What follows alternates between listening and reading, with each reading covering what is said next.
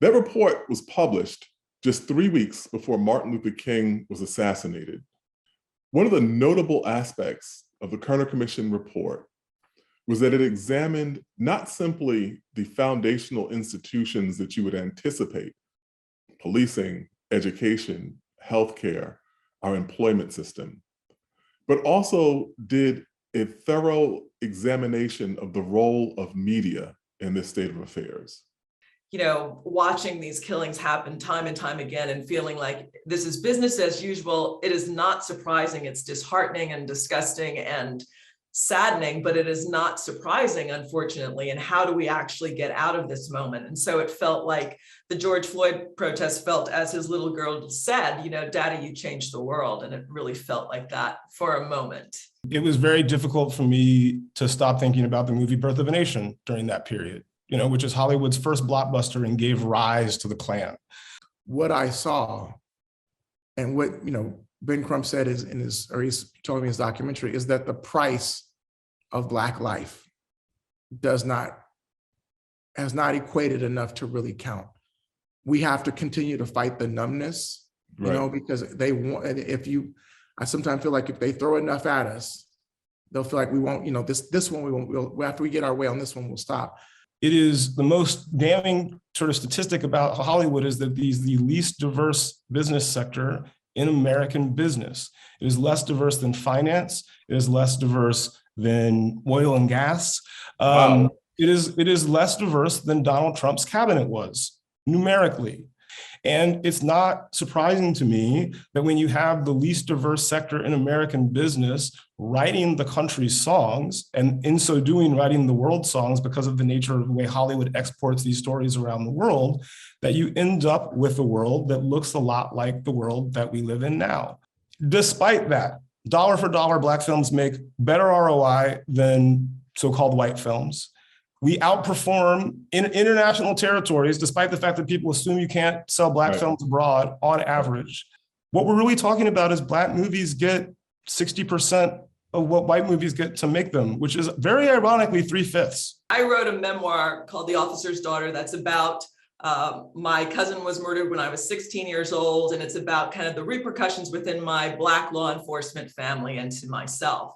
But initially, I wanted to pitch that as a television series. And so pre-Empire, so this was around 2012, I came up with a pitch to tell a story along the lines of the killing that would track this one murder within my family.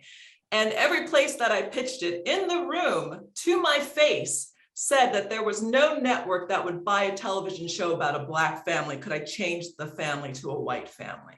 I feel like if we want to participate in the overall general scheme of the industry, we're going to have to get past those gatekeepers. And until we start, you know, nurturing the Tara Duncans and the people like Tara who are going to get to the ranks of executives who will greenlight projects like this and let these projects come, until we're willing to pay our assistants and our support staff a living wage so that they can come from the ranks of people who are not trust fund babies, who are regular folk who don't, you know, need to make a living wage in order to get into this industry. Until we're willing and getting these industries to pay people that kind of wage, we're still going to have this issue of not getting our stories out there unless they give us permission to. Unless you could afford to take a completely unpaid internship, which eliminated 99% of Black writers, you weren't going to get into that pipeline. You know, I joined Disney to run Freeform, and like I said, was just really motivated and inspired to focus on a brand that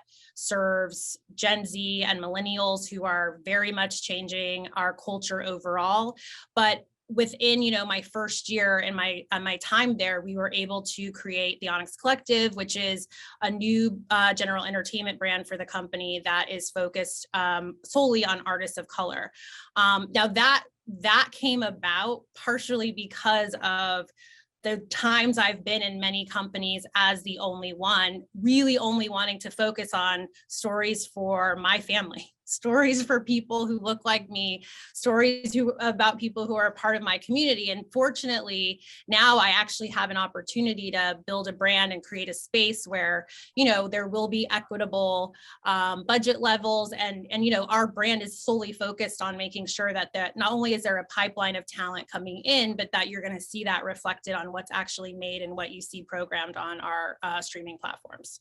I feel like television, because we are trying to tell stories about heroes and make these people seem heroic, you get a skewed perspective on it. And so they're telling stories that are not telling the full story, and that are presenting behavior that is problematic, to say the least, as being the way to get things done. And that, as we're seeing now, it's reflected in what's really happening out there on the streets, but it's not having the same repercussions on the television shows. So people are accepting the idea that a cop can break the law in order to get the right outcome, and that's totally justified. That actually makes that person heroic. And I think that's incredibly detrimental, obviously, to living in the real world. You have these stereotypes or archetypes that are really harmful to what's going on. The idea of how the media will angle and skew things is who they paint as the protagonist, saying in a story, and who is, the opposition. I want Black executives to succeed within the industry as it exists now, not just because I want better and more Black content, because I want better white content too. And the only way we get there as a culture is by solving the problem of diversity. And it's notably also the fastest way we can make better stuff that has better business outcomes is to make sure that the people who are deciding what gets made and are making it actually look like the people who are consuming it, and they never have. But I feel like as an artist, if I'm compelled to tell a story a certain way, then I'm going to fight like hell to tell the story the way I want to tell it. I think for Black people, as an audience, we are used to seeing our stories told in relation to white supremacy. And I would challenge artists to bring in stories that are more entertainment first and are about rallying people for things that are a bit more aspirational and more representative of the diversity of our experience, instead of simply one simple facet of it, which is where I think most of our content has pretty much lied. We all, like, a lot of these stories are told in relation to Black suffering and not Black resistance. And I think the notable stat here is that there have been more movies made about Irish revolutionary movements than there have about Black revolutionary movements. I would be the first person in line to see a movie about the Christiana affair, which involves a group of Black people, a free Black community in Philadelphia with arms defending escaped Black slaves from federal marshals who are trying to drag these people back into slavery. They shoot and kill these men. And Frederick Douglass shows up and takes the gun. Can you imagine? Like, we think of distinguished, great Frederick Douglass, but Frederick Douglass does the most hood thing, shows up and says, give me the gun. We still haven't had a Frederick Douglass biopic.